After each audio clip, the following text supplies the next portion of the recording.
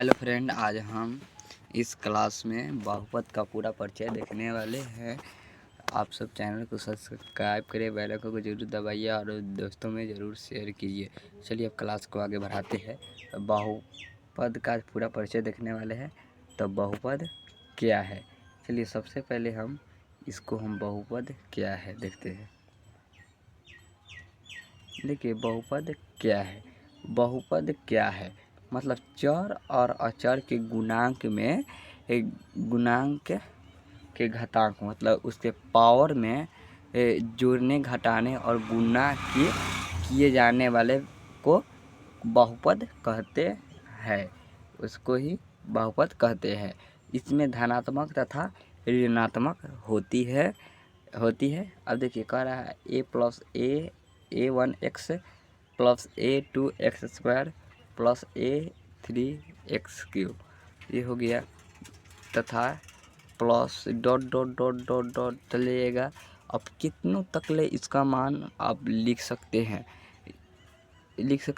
n दे दिया है power पर n मतलब आप कितनों तकले आप निकाल सकते हैं के रूप में रहने वाले व्यंजक को बहुपद कहते हैं। मतलब कितनों तकले चलेगा उसको व्यंजक बहुपद कहते हैं, जहाँ a dot a1 a2 a3 एक अचर मतलब वास्तविक एक संख्या है।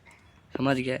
अब देखिए कह रहा है जैसे में क्या है कि देखिए यहाँ है कि 2x5 plus 3x³ plus 6x² हो गया, ये हो गया। देखिए अब दो में कह रहा है y2y³ plus 4y² plus yz, ये हो गया। अब देखिए क्या कर रहा है 7x6y plus 3x² yx² minus 5yx, ये हो गया। अब h निकाल सकते हैं। चलिए v अब देखते हैं विजय बहुपद क्या है। मतलब विजय बहुपद के हमारे देखते हैं। देखिए विजय बहुपद देखते हैं। देखिए विजय बहुपद मतलब चर एवं अचर बहुपदों को मिला लेने से जो प्राप्त होता है। मतलब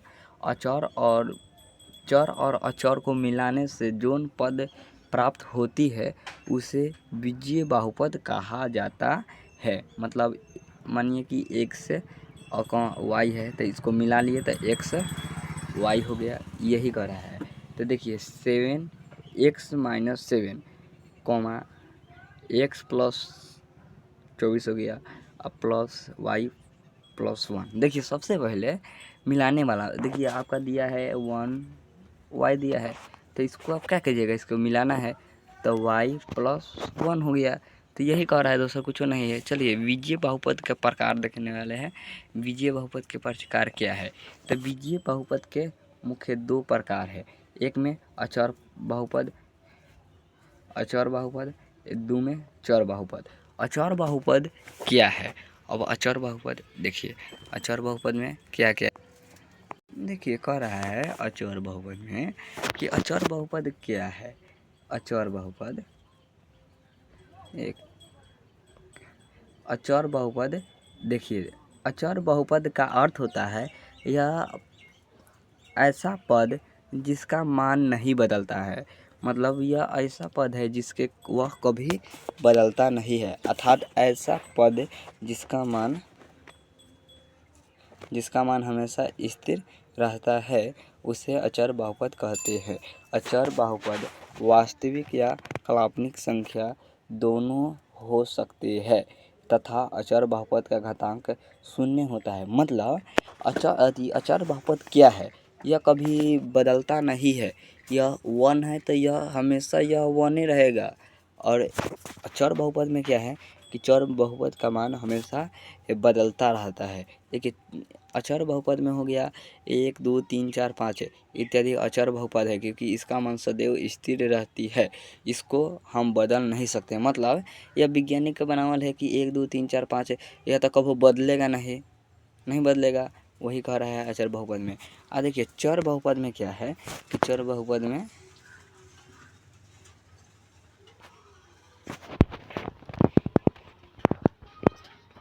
देखिए चर बहुपद क्या है। चर बहुपद क्या है? चर बहुपद का अर्थ है कि ऐसा पद जिसका मान बदलता रहता है, अर्थात ऐसे पद जिसका मान जरूरत के अनुसार बदलता रहता है, उसे चर बहुपद कहते हैं। मतलब XYZ के द्वारा सूचित किया जाता है कि चर बहुपद कभी भी काल्पनिक नहीं होता है। मतलब यह काल्पनिक कभी नहीं होता है। देखिए XYZ, एक्स को XYZ देखिए आ जाएगा चर बहुपद में। अचर बहुपद में हो गया तो वन के वन रह जाएगा, बाकी XYZ ये तो हमेशा बदलता रहता है। वही कह रहा है अचर मान में कभी बदलता नहीं है और चर मान में बदलता रहता है। अब समझ गए? चलिए देखिए अगला देखते हैं। एक मिनट हो जाइए।